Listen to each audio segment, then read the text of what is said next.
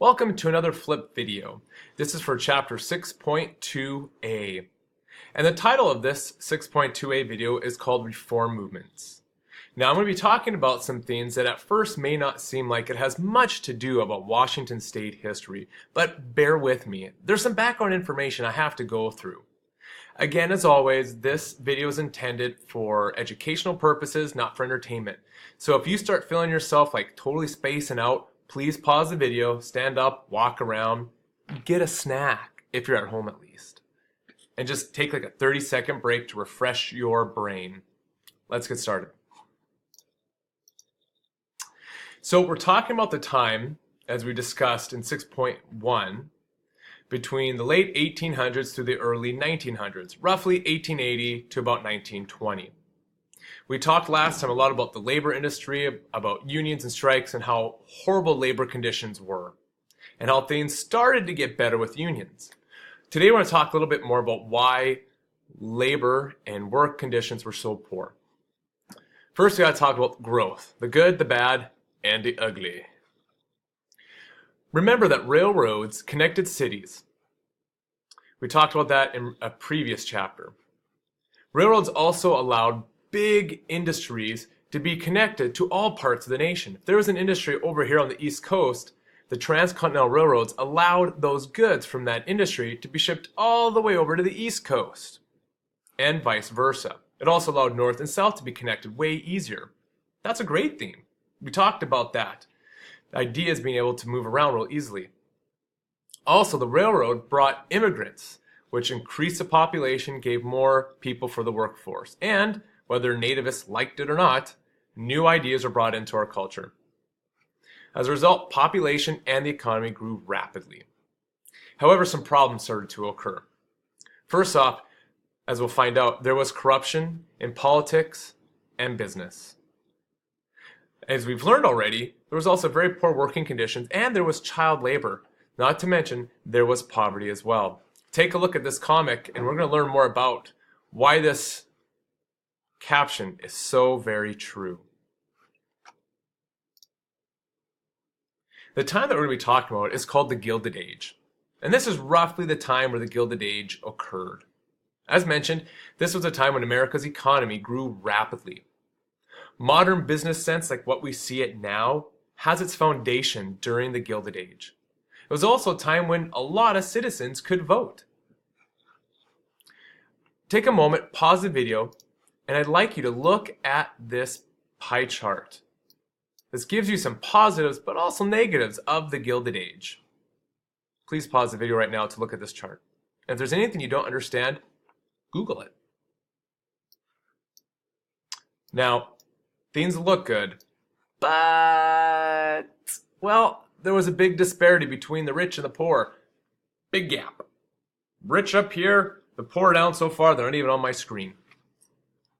Government officials didn't always help ordinary citizens, as we're going to learn about the corruption in politics. Also, big business hurt free market economics. A free market economics is when the consumer determines prices and what actually is made, and they do this through supply and demand. They want something, so companies supply it. It's also, in a free market economy, government does not put in a lot of regulations, and also, there are no monopolies. We're going to talk about here shortly why monopolies are bad for a free market economy. Take a look here also this comic. I'd like you to pause the video again to look and see if you can understand what this comic's trying to tell us. By the way, if you don't know who some of these men are, like Vanderbilt and Goulds, very important, very wealthy industrial men. By the way, the word gilded refers to an object that's not worth a lot, but is covered in something that is worth a lot of money, to make you think that the object is very worthwhile or worth a lot of money. Which makes me think of something. I've heard the word gilded before. I'm a tweet little bird in a field that tastes. Sing it, Tweety. Oh yeah. I don't have to worry. And that is that. I'm safe in here from that old putty tat. Back to the education. Let's talk about corruption in business. Now, businesses wanted government jobs. They wanted to be able to build bridges, roads, and buildings because they got money for it. Now, they would bribe government officials in order to get these contracts, meaning governments would give the contract to these men. These contractors would charge even more money than they should have, and then they'd give a little bit of that money back to government officials. That's bad. Also, monopolies began to take shape. Not the game, well, maybe the game. Monopoly is when one company controls a whole industry. That's not good for a free market economy. Because remember, a free market economy should be based upon what the consumer wants. If only one company is able to sell things, they decide what the price is. And the consumer, they just have to pay it because no one else is selling that item. We talked about how J.J. Hill or James Hill at one time had a monopoly and was told to sell off some of his railroads. But he only sold off some of the smaller ones that weren't doing quite as well. Also, small-time farmers felt huge pressure from railroads, banks, farm equipment manufacturers, all these companies, industries where there were monopolies. So if they wanted to get their produce shipped out, they couldn't find the best price. They had to go with whoever was there in charge, and they had to go with whatever prices they were charging. There was no competition. And companies got around monopoly laws by actually working with their competition. They would form what was called a trust. And then in this trust, they would decide on the market prices.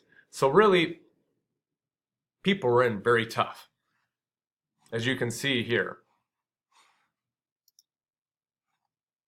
In Washington State, for corruption businesses, resources seemed unlimited.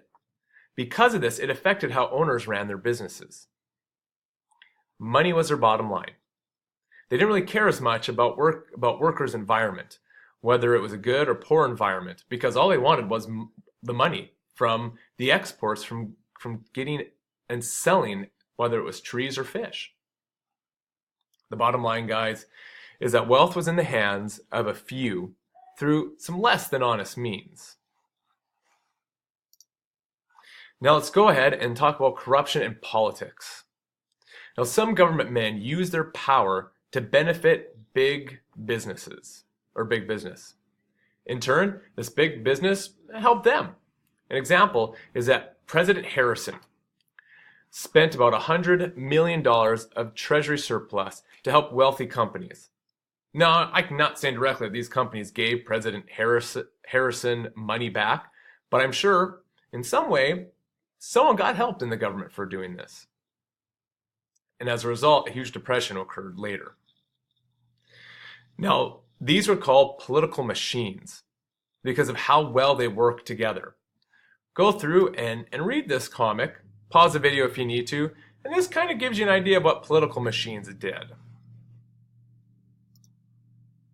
I want to talk about corruption in business, Washington State style now. And the example I'm going to use is Hiram Gill, who did become the mayor but got kicked out. Now, when Hiram Gill was running for mayor, he ran on the platform that Seattle should be open, meaning that they should allow various vices into the city. And if you're not sure what that means by vices, it's not like the grip you do to hold things still. Vices is evil. It's of the devil. Go ask your parents if you're still not sure. Now, in order to get in, Hiram Gill brought in hundreds of jobless men and put them in vacant homes so they could vote for him. Once he was in, he actually appointed a police chief, a man whose nickname was Wappy, who had been fired by the previous mayor. Now, when Wappy was a beat cop, when he was running through Chinatown looking for guys who were doing gambling, he would get money through various, I'm sure, not honest means for himself, the police chief at the time, and his partner.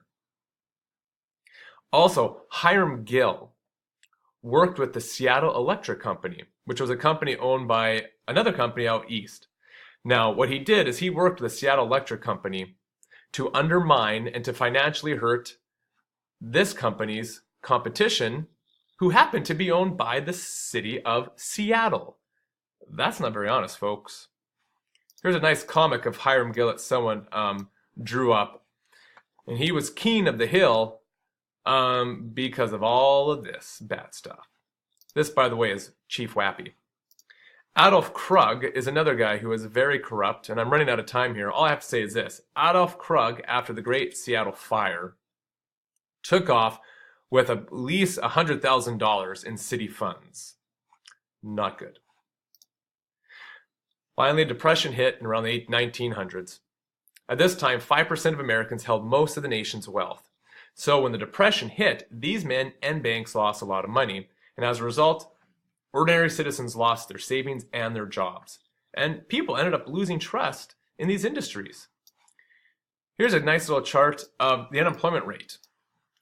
You notice the time I'm talking about, right in here, some of the lowest jobless rates in our country's history, aside from the 1930s. And some of the highest people working in the job force since, well, the 1920s.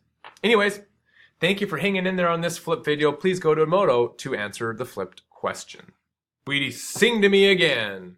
Come on, Tweety, sing to me. I'm a Tweet little birdie and gilded cage. Tweety's my name and I don't know my age. I don't have to worry, 'cause that is that. I'm safe in here from that old putty tat. I love Tweety.